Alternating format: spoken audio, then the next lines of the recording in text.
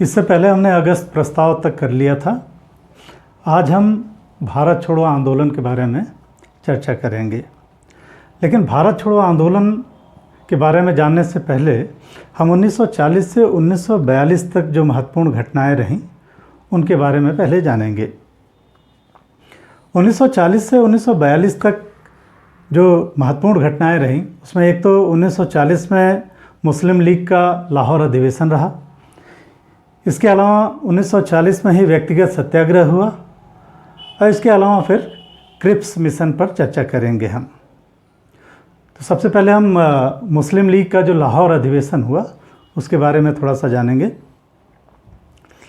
23 मार्च 1940 को मुस्लिम लीग का लाहौर अधिवेशन हुआ और ये मोहम्मद अली जिन्ना की अध्यक्षता में हुआ था अधिवेशन।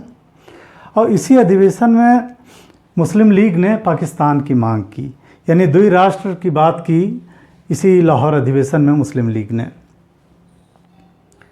और इसके बाद 1940 से 47 तक मुस्लिम लीग की यही मांग रही।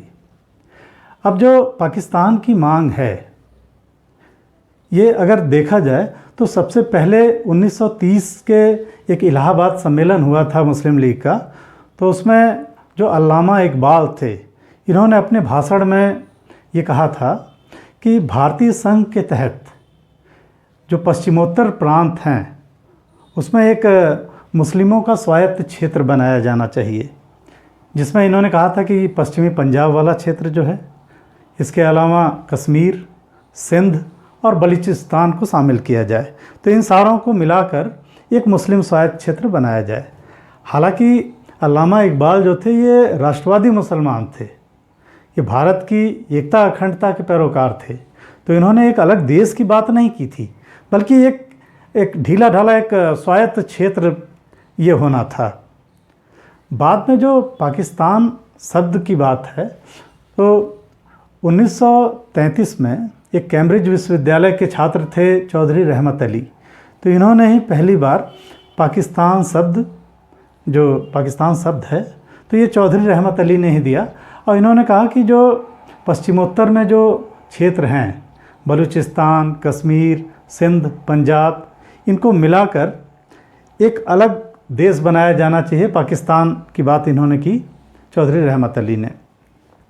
लेकिन उस समय इनको बहुत ज़्यादा सीरियसली नहीं लिया गया, गंभीरता से नहीं लिया गया। लेकिन बाद में 1940 में मुस्लिम लीग ने पाकिस्तान की मांग की और अलग देश के रूप में मांग की। और 1947 तक मुस्लिम लीग अपनी इस मांग पे अड़ी रही और अंतिम तौर पे 1947 में भारत का विभाजन हो गया। और भारत के विभाजन के बाद अगर देखा जाए तो जो पाकिस्तान बना, जो वर्तमान पाकिस्तान है, वो भी वही क्षेत्र है जो अल्लामा इकबाल ने कहा था कि पाकिस्तान, पा यानी पंजाब, किस मतलब कश्मीर और सिंध, और जो तान है वो बलूचिस्तान का तान। तो इस तरीके से ये मुस्लिम लीग ने लाहौर अधिवेशन में पाकिस्तान की मांग की। पाकिस्तान की जो मांग की थी इसका प्रस्ताव पेश किया था सिकंदर हयात खान ने, और इसको जो प्रस्तुत किया था, जो प्रस्ताव बनाया था, तो सिकंदर हयात खान ने इसका प्रारूप तैयार किया था और प्रस्तुत किया था इसको फजलुल हक ने। अब दूसरी जो महत्वपूर्ण घटना है वो है व्यक्तिगत सत्याग्रह। व्यक्तिगत सत्याग्रह ये हम देखेंगे कि 1939 में कांग्रेसी मंत्रिमंडलों ने त्यागपत्र दे दिया। अब कांग्रेसी मंत्रिमंडलों ने त्यागपत्र इसलिए दिया था क्योंकि ब्रिटिश सरकार ने बिना कांग्रेस से सहमति के, बिना कांग्रेस से सलाह मशविरा किए बिना, इन्होंने भारतीयों को द्वितीय विश्व युद्ध में शामिल कर लिया। अब हम देखेंगे जो 1937 में चुनाव हुए थे इसमें सबसे ज़्यादा जगह, 8 जगह कांग्रेस की सरकारें थी। तो इस तरीके से भारतीयों का प्रतिनिधित्व करती थी कांग्रेस, और कांग्रेस से बिना पूछे, बिना भारतीयों की सहमति के उनको शामिल किया गया था युद्ध में। तो ये कारण था कि कांग्रेसी मंत्रिमंडलों ने त्यागपत्र दे दिया। अब कांग्रेसी मंत्रिमंडलों ने जब त्यागपत्र दिया तभी ये बात चली थी कि अंग्रेज़ों के खिलाफ एक आंदोलन चलाए जाने की आवश्यकता है। लेकिन गांधी ने कहा कि नहीं, अभी ये उचित समय नहीं है।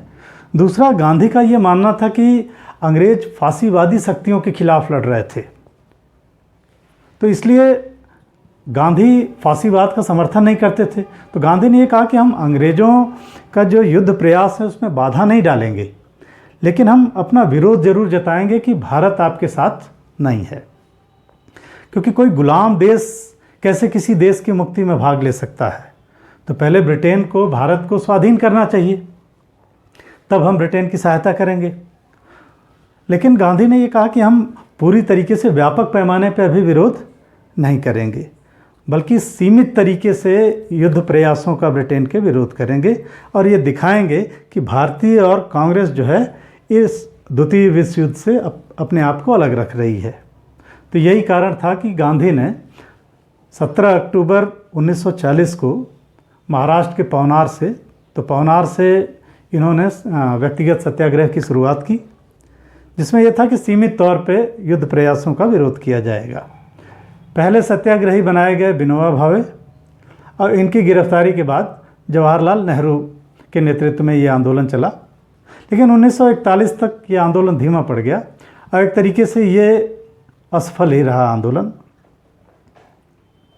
तो ये व्यक्तिगत सत्याग्रह था। अब अगला जो टॉपिक है वो है क्रिप्स मिशन।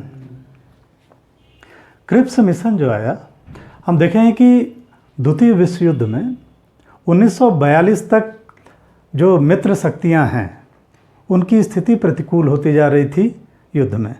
जापान तेज़ी से दक्षिण पूर्व एशिया पे कब्जा करता जा रहा था, तो जापान, जर्मनी ये पराजित कर रहे थे मित्र शक्तियों को। तो ऐसी स्थिति में जो ब्रिटेन के मित्र राष्ट्र थे, जैसे अमेरिका, ऑस्ट्रेलिया, चीन, फ्रांस, इन्होंने ब्रिटेन पर दबाव डाला कि आप किसी भी तरीके से कोई भी सुधार करिए भारत में और भारतीयों का सहयोग प्राप्त करिए किसी भी कीमत पर। तो यही कारण था कि जो उस समय प्रधानमंत्री थे ब्रिटेन के चर्चिल, तो चर्चिल ने 11 मार्च को क्रिप्स मिशन की घोषणा की और इस तरीके से क्रिप्स मिशन भारत आया स्टोफर्ड क्रिप्स के नेतृत्व में। 23 मार्च 1942 को क्रिप्स मिशन भारत पहुंचा।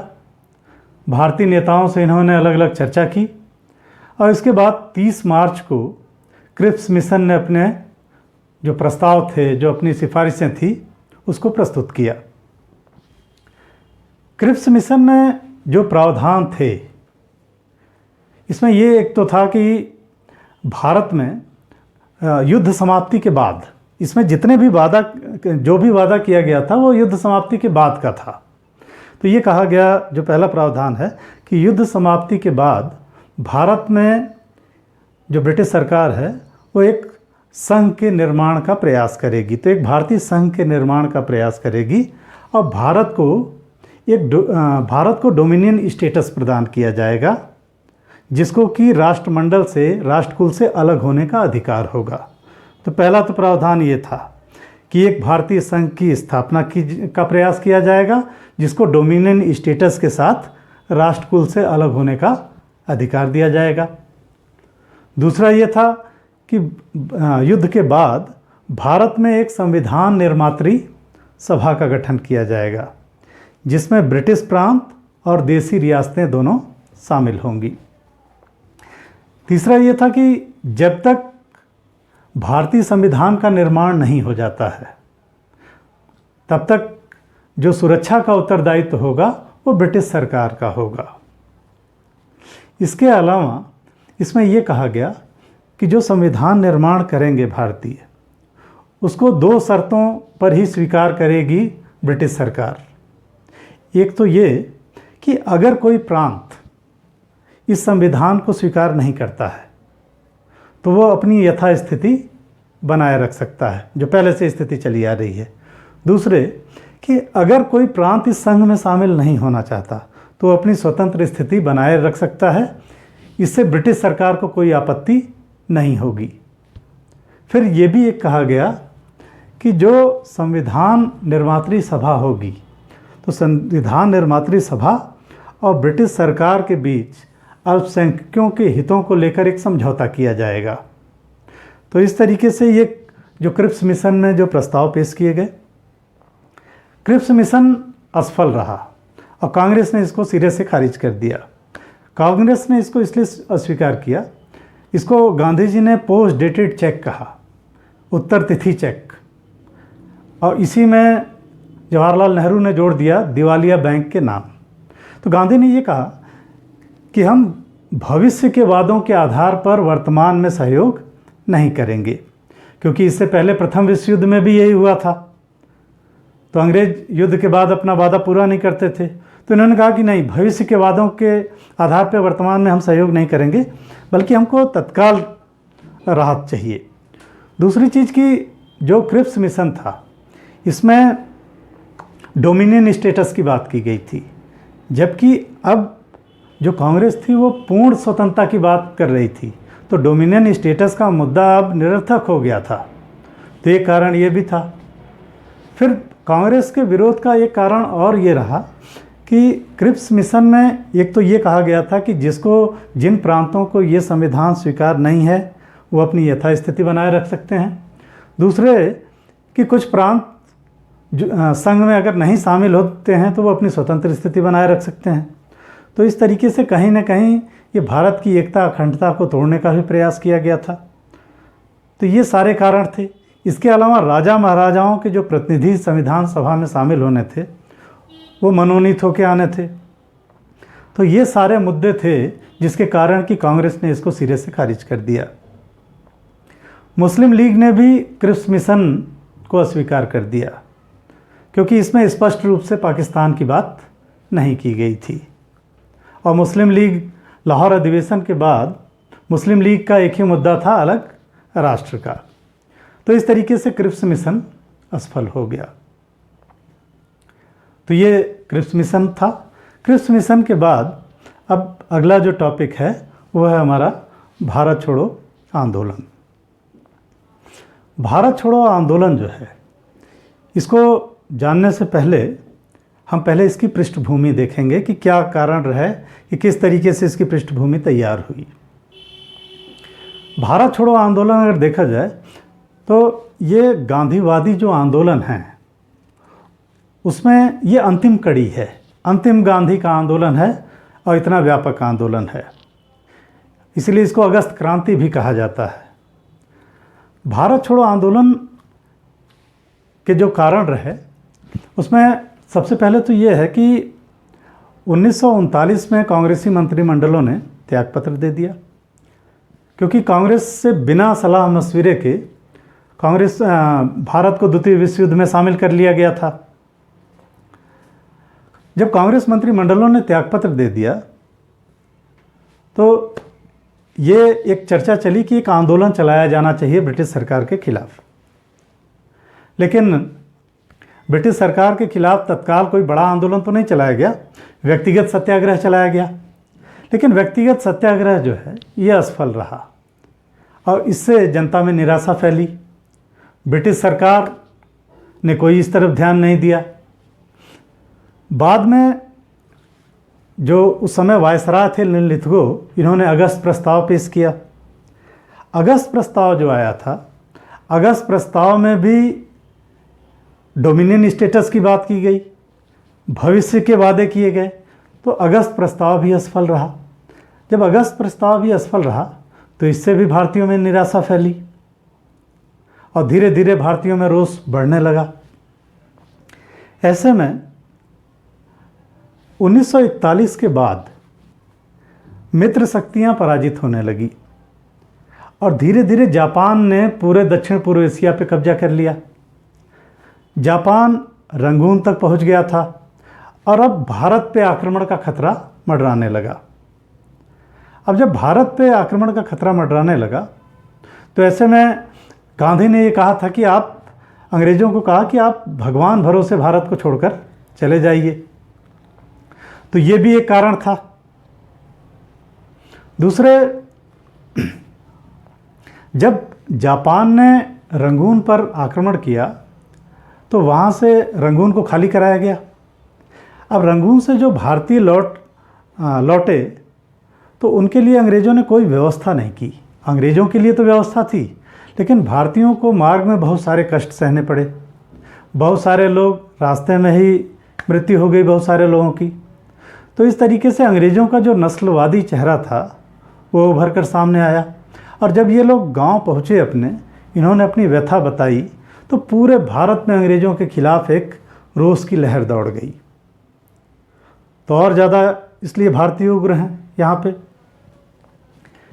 इसी समय क्रिप्स मिशन भी भारत आया और भारतीयों का सहयोग प्राप्त करने का प्रयास किया इसके माध्यम से ब्रिटिश सरकार ने।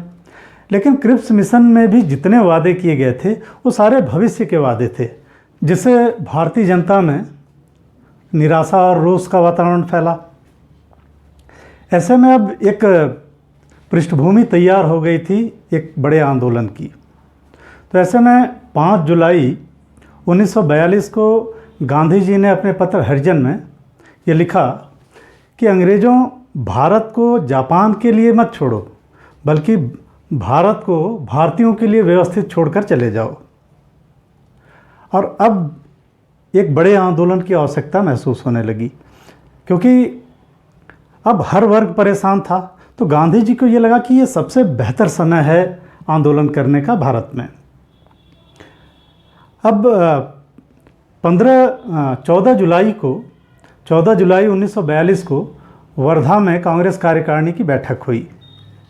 कांग्रेस कार्यकारिणी की बैठक में गांधी जी ने ये कहा, कांग्रेस को चुनौती दी कि अगर उनका भारत छोड़ो का प्रस्ताव स्वीकार नहीं किया गया तो भारत के बालू से कांग्रेस से बड़ा आंदोलन खड़ा कर देंगे। तो ऐसे में जो ये वर्धा में बैठक हुई कांग्रेस कार्यकारिणी की, इसमें गांधी जी का ये जो प्रस्ताव था इसको स्वीकार कर लिया गया और ये माना गया, ये कहा गया कि भारत में संवैधानिक गतिरोध तभी दूर हो सकता है जब भारत को अंग्रेज छोड़ दें।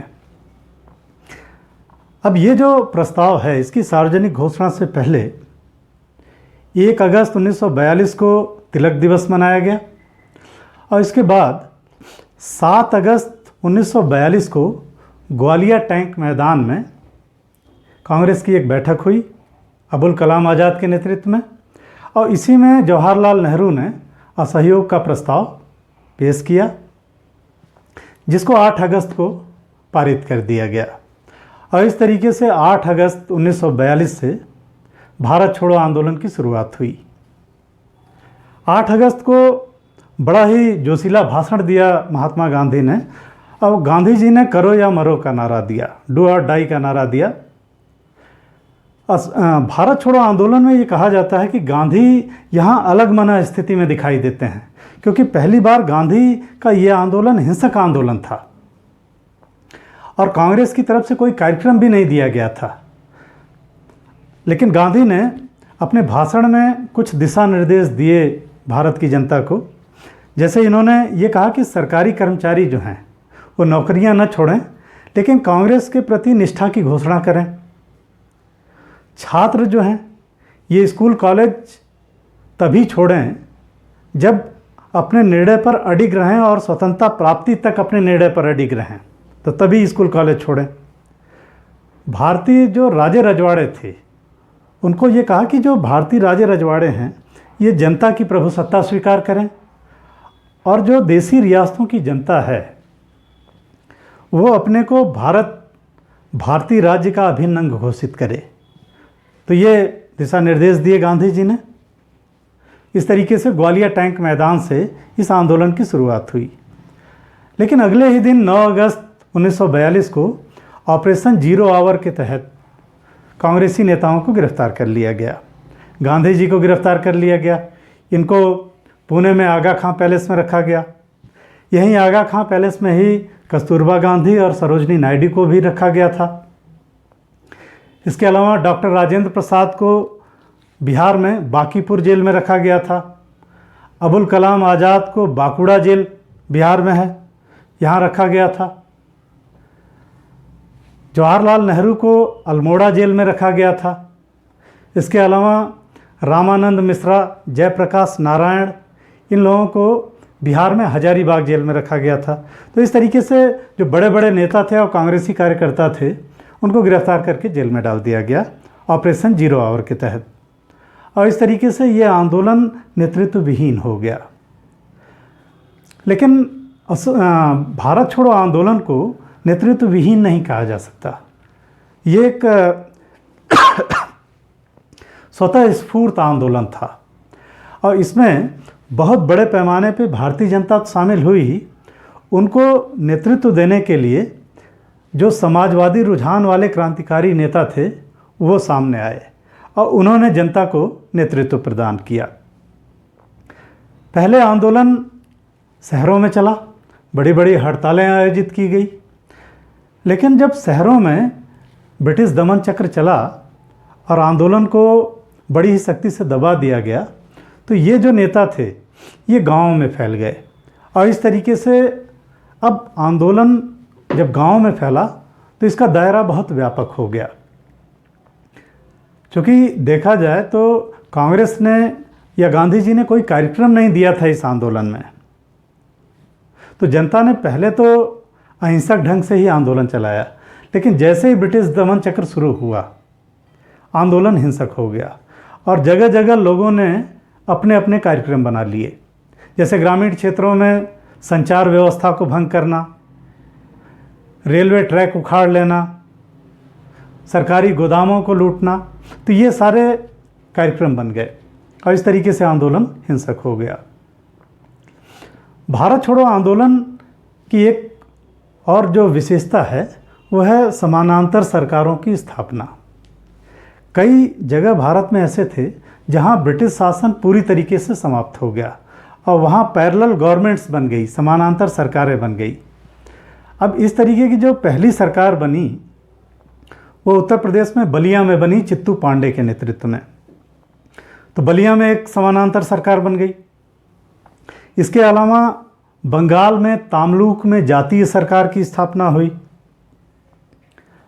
महाराष्ट्र में वाई.बी. चौहान के नेतृत्व में समानांतर सरकार की स्थापना हुई सतारा में। तो ये जो सतारा वाली सरकार थी वाई.बी. चौहान के नेतृत्व में, ये तो बहुत लंबी चली और ये 1945 तक चलती रही ये सरकार। भारत छोड़ो आंदोलन की एक अन्य विशेषता रही भूमिगत आंदोलन। भूमिगत आंदोलन जो चला ये औड़ा आसफ अली के नेतृत्व में चला और इस आंदोलन में अच्युत पटवर्धन, राम मनोहर लोहिया, उषा मेहता, सुचेता कृपलानी, इसके अलावा जयप्रकाश नारायण, रामानंद मिश्रा, ये सारे लोग शामिल हुए। जो भूमिगत आंदोलन था इसमें जयप्रकाश नारायण और रामानंद मिश्रा जो हैं ये हजारीबाग जेल में बंद थे और ये जेल से भाग गए और इन्होंने नेपाल की तराई वाले इलाके से भूमिगत आंदोलन में भाग लिया था। अब ये जो भूमिगत आंदोलन था इसमें सूचनाएं पहुंचाने के लिए गुप्त रूप से एक कांग्रेस रेडियो की भी स्थापना की गई थी जिसकी उद्घोषिका थी उषा मेहता। तो इस तरीके से इस समय ये भूमिगत आंदोलन भी चला। भारत छोड़ो आंदोलन जो है ये लगभग पूरे देश में फैला और बहुत व्यापक आंदोलन रहा। पूरी जनता खड़ी हो गई थी इस आंदोलन में। लेकिन कुछ दल भारत में ऐसे थे जिन्होंने कि ब्रिटिश सरकार का समर्थन किया। जैसे कांग्रेस में ही जो उदारवादी थे जैसे टी.बी. सप्रू और सी राजगोपालाचारी, ये अंग्रेज़ों की युद्ध प्रयासों का समर्थन कर रहे थे। तो इन्होंने अंग्रेज़ों का समर्थन किया, आलोचना की आंदोलन की। इसके अलावा मोहम्मद अली जिन्ना, इन्होंने भी भारत छोड़ो आंदोलन की आलोचना की। ये भी ब्रिटिश सरकार के समर्थक बने रहे। इसके अलावा हिंदू महासभा और अकाली दल, ये भी सरकार का सपोर्ट कर रहे थे। इसके अलावा डॉक्टर भीमराव अंबेडकर, इन्होंने भी इस आंदोलन की आलोचना की और इसको अनुत्तरदायित्वपूर्ण और पागलपन भरा कार्य कहा। तो इस तरीके से इन सारे लोगों ने आंदोलन की आलोचना की और ब्रिटिश सरकार का समर्थन किया। जो भारतीय कम्युनिस्ट पार्टी थी, इन्होंने भी युद्ध प्रयासों का समर्थन किया। पहले तो ये युद्ध के खिलाफ थे, लेकिन जब रूस शामिल हो गया मित्र राष्ट्रों की तरफ से, तो ये अंग्रेज़ों के हिमायती हो गए। तो इस तरीके से ये सारे दलों ने ब्रिटिश सरकार का समर्थन किया। इसके अलावा जो भारत में जमींदार वर्ग था, जो राजे रजवाड़े थे, ये भी ब्रिटिश सरकार का समर्थन कर रहे थे। जो भारत में पूंजीपति वर्ग था, उसमें ब्रिटिश सरकार पे दबाव डाला कि गांधी जी की रिहाई की जाए। लेकिन वो दबाव इसलिए था कि पूंजीपति वर्ग जो है उसने आंदोलन का समर्थन तो नहीं किया, लेकिन पूंजीपति वर्ग ये सोचता था कि जो ये आक्रमण हो रहे हैं सरकारी संपत्तियों पे, ये कहीं निजी संपत्ति पे न बदल जाएं, निजी संपत्ति पे आक्रमण न होने लगे। इसलिए इन्होंने दबाव बनाया था सरकार पे कि गांधी जी को छोड़ा जाए। ब्रिटिश सरकार ने गांधी जी पे 1943 में गांधी जी पे ये आरोप लगाया कि जो भी हिंसा और विद्रोह हुआ था आंदोलन के समय, इसके जिम्मेदार गांधी जी हैं। गांधी जी को ये कहा भी कि इसकी आप आलोचना करिए, लेकिन गांधी जी ने इन आरोपों को सिरे से नकार दिया। इन्होंने कहा कि आप एक निष्पक्ष आयोग बनाइए। और इसी समय गांधी, जब ब्रिटिश सरकार ने इस पर ध्यान नहीं दिया, तो गांधी जी 10 फरवरी 1943 को 21 दिन के उपवास पे बैठ गए। और जब गांधी जी उपवास पे बैठ गए, तब चाहे वो अंग्रेज कुछ समाचार पत्र हों, जो भारत की जनता थी, इन लोगों ने दबाव बनाना शुरू किया कि गांधी जी को छोड़ दिया जाए। वायसराय, इसके अलावा जो वायसराय की कार्यकारिणी के सदस्य थे भारतीय, उन्होंने भी दबाव बनाया सरकार पे कि गांधी जी को रिहा कर दिया जाए। लेकिन जो उस समय प्रधानमंत्री थे चर्चिल, उन्होंने इनकार कर दिया इससे। और चर्चिल ने ये कहा भी कि जब हम इस समय ब्रिटेन धीरे धीरे जीतने लगा था युद्ध में अनुकूल स्थितियां हो गई थी ब्रिटेन की, तो चर्चिल ने कहा कि जिस समय हम पूरी दुनिया में जीत रहे हैं, उस समय एक कमबख्त बुढ़े के आगे कैसे झुक सकते हैं। तो चर्चिल ने तो सीधे से मना कर दिया था। और चर्चिल ने ये तैयारियां भी करवा ली थी कि गांधी अगर मर जाते हैं तो उनका क्रियाकर्म कर दिया जाए। लेकिन ये कहा जाता है कि गांधी ने मरने से मना कर दिया, यानी गांधी जी ने खुद ही उपवास तोड़ दिया था। लेकिन गांधी जी की बीमारी के कारण 1944 में गांधी जी को रिहा कर दिया गया। अब भारत छोड़ो आंदोलन जो है, इसको लगभग 1944 तक दबा दिया गया था, क्योंकि ब्रिटिश सरकार जो थी उसने बहुत सारा गोला बारूद और बहुत सारे संसाधन भारत में जुटा रखे थे द्वितीय विश्व युद्ध के कारण।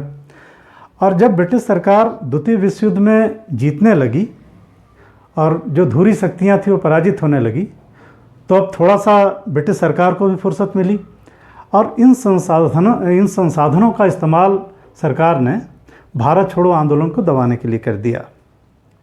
और ये कहा जाता है कि बिहार में कई जगह हवाई हमले तक किए गए थे आंदोलन को दबाने के लिए। तो इस तरीके से सरकार ने बुरी तरीके से इस आंदोलन को कुचल दिया। तो इस तरीके से देखा जाए तो जो भारत छोड़ो आंदोलन है, ये तत्कालिक रूप से तो असफल रहा, लेकिन इसने एक तरीके से स्वतंत्रता की इबारत लिख दी, क्योंकि अब ब्रिटिश सरकार को ये लग गया था कि सारे भारतीय लोग खड़े हो गए हैं ब्रिटिश सरकार के खिलाफ और अब भारत में रहना मुश्किल है। तो इसलिए भारत छोड़ो आंदोलन की समाप्ति के बाद हम देखें तो एक तरीके से सत्ता हस्तांतरण की प्रक्रिया ही चल रही है। तो इसीलिए कहा जाता है कि भारत छोड़ो आंदोलन के बाद अब स्वतंत्रता केवल एक समय की बात रह गई थी और इसके बाद हम देखेंगे कि 2 ही साल बाद भारत स्वतंत्र हो गया। तो इस तरीके से ये गांधीवादी आंदोलनों में ये अंतिम आंदोलन था भारत छोड़ो आंदोलन। अगला जो हमारा टॉपिक होगा वो हम सुभाष चंद्र बोस और आज़ाद हिंद फौज के बारे में चर्चा करेंगे।